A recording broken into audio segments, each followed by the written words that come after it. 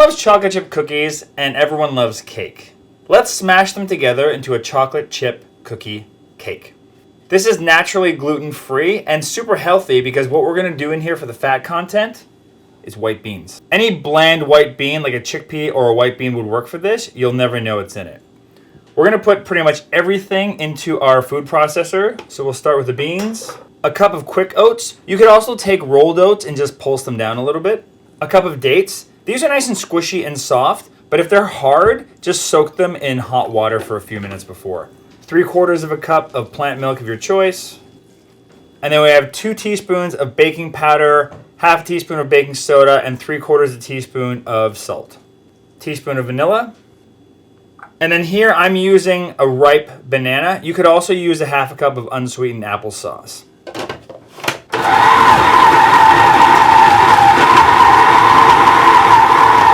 We just do we do the food processor dance, which doesn't help anything, but I like to do it. Yeah, if it's a little clumpy, that's okay. It can be a bit of a rustic cake here. I'm using a silicone baking sheet here, a round one. If you don't have silicone, you'll just want to lightly grease the edges. But what's great about this is that I don't need to put any extra oil inside of it or on top of it. It'll just bake inside there nicely. So you see, there's still some chunks in there with the dates, but that is okay. It's going to be awesome. And now the most important part that makes it the chocolate chip.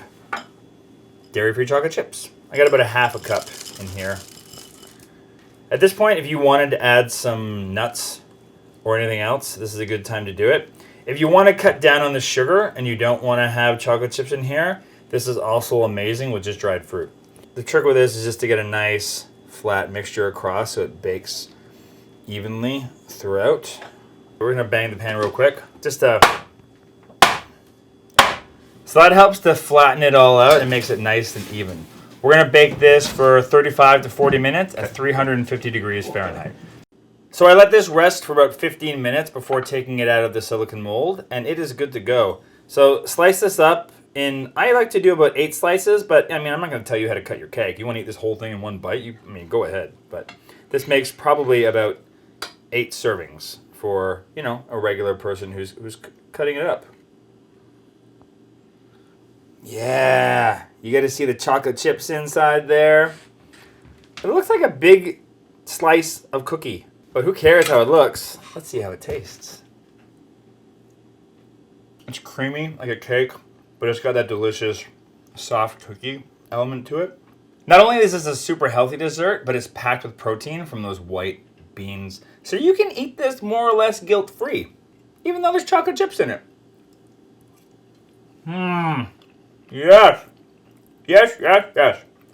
Do a couple sit-ups and smash one of these in your face.